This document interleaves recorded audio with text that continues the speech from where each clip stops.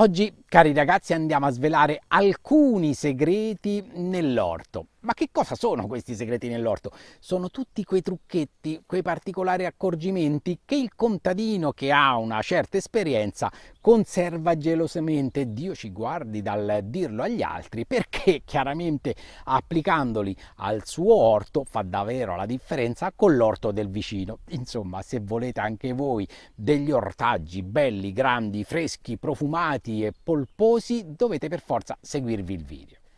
Andiamo a vedere subito quelli che sono più comuni, quelli più semplici da applicare ai vostri ortaggi e vediamo tutto quello che c'è da fare. Volete avere a luglio dei bei pomodori grandi, dolci e succosi, quando invece quelli dei vostri amici iniziano ad essere piccoli? Fate come vi dico. La piantina del pomodoro, quando voi la trapiantate, mettetela in una buca oppure in un solco. Fate a questo punto la fertilizzazione di fondo, vuol dire mettere il fertilizzante nella buca o nel solco. Metteteci però solamente i 2/3 del fabbisogno totale della pianta. La buca o il solco di trapianto è anche il luogo dove noi annaffiamo la nostra pianta. A metà giugno noi facciamo il rincalzo del pomodoro e nel rincalzo aggiungiamo anche quella quota di fertilizzante che non avevamo dato all'inizio. Con l'operazione di rincalzatura noi addossiamo la terra al fusto del pomodoro e in quella zona inizieranno a fuoriuscire nuove radichette. Queste nuove radichette preleveranno le energie e i nutrimenti dalla terra che noi abbiamo rincalzato, che è anche ricca di fertilizzante. Ecco che quando è già ai primi di luglio la pianta avrà una successiva spinta di fertilizzante.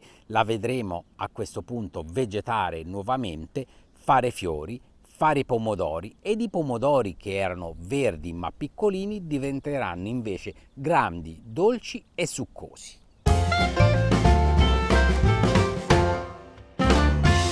Volete avere dei peperoni grandi, belli e colorati da fare invidia a quelli dei supermercati? Fate come vi dico.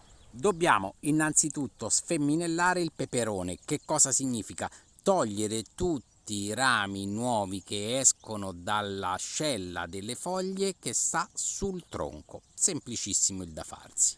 Dopodiché occorre andare ad eliminare una certa parte di rami, perché altrimenti sono troppi, perché altrimenti la pianta non riesce a nutrire perfettamente tutti i frutti. Vediamo come si fa. Per capire quale è la parte di pianta da eliminare, seguite questo concetto. La pianta fa il tronco alto 20-25 cm, fa una diramazione a 3 rami principali. Da ogni ramo ad una distanza di 10-15 cm fa il fiore e poi questo ramo si deriva in 2 porzioni. Ad ogni ramo, sempre ad ogni 10-15 cm di distanza, fa un altro fiore e poi il ramo si divide di nuovo in 2. Noi dobbiamo andare ad eliminare i rami che si dividono in 2 dal secondo palco in poi, in modo che la pianta crescerà su, che non è troppo folta, che non ha troppi peperoni da alimentare, e se i peperoni non sono troppi saranno anche più grandi, più dolci e più succosi. Vi sto lasciando qui in alto il video per capire come si pota il peperone dalla A alla Z, non ci possiamo sbagliare.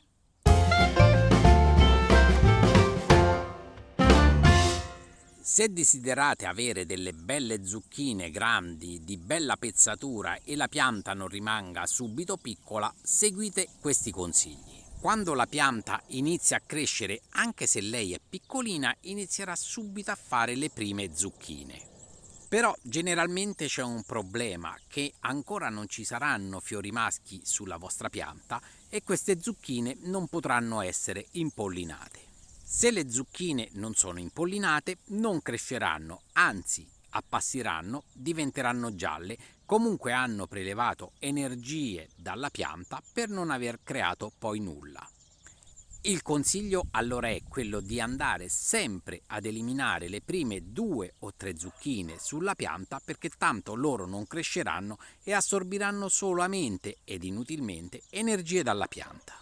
Solo quando vedrete i fiori maschi presenti sulla vostra pianta, allora lasciate anche le zucchine. La pianta sarà già cresciuta, l'apparato radicale sarà migliorato e avrete delle belle zucchine grandi e una pianta che si è ben sviluppata.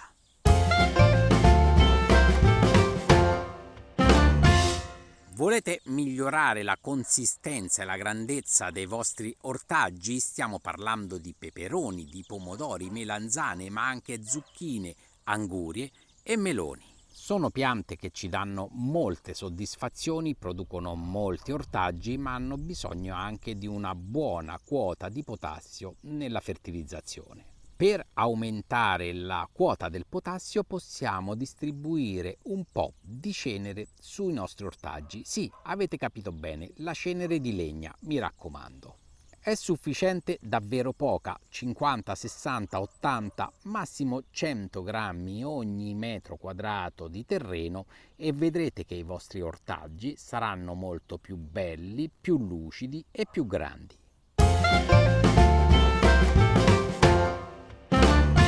Per avere dei cetrioli che non sono amari, seguite queste indicazioni.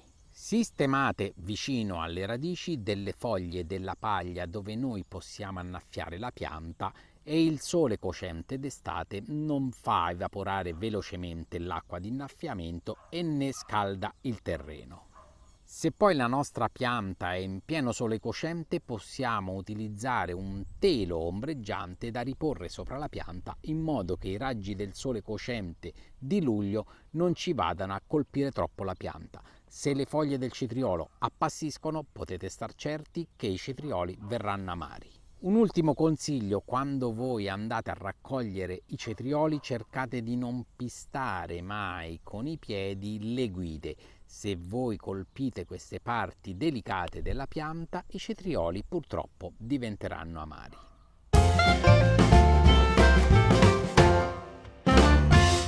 Se volete avere dei pomodori di seconda generazione che riescono a produrre fino alle porte dell'autunno o dell'inverno, dovete fare questa operazione. Quando è giugno o luglio, sulle vostre piante prelevate le femminelle, mettetele a bagno in acqua e fate delle nuove piante. Vedrete, radicano in 15, massimo 20 giorni. Quando è il 15-20 luglio, queste piante già sono pronte da mettere a dimora nel terreno. Quando è a metà agosto, fine agosto, avete già i primi pomodori da raccogliere. Avrete delle piante fresche in piena produzione, mentre le altre che avete trapiantato a maggio iniziano a perdere un po' i colpi. Queste nuove piante, se ben trattate e curate, arriveranno a produrre tranquillamente fino alle porte dell'inverno. Vi saluto così, ragazzi, noi ci vediamo al prossimo video, magari con altri trucchetti ed altri segreti particolari che nessuno sa, chiaramente, se no non sarebbero segreti. Vi auguro buona giornata, mi raccomando, sempre in gamba, ragazzi. Un abbraccio a tutti da Pier Giorgio, ciao!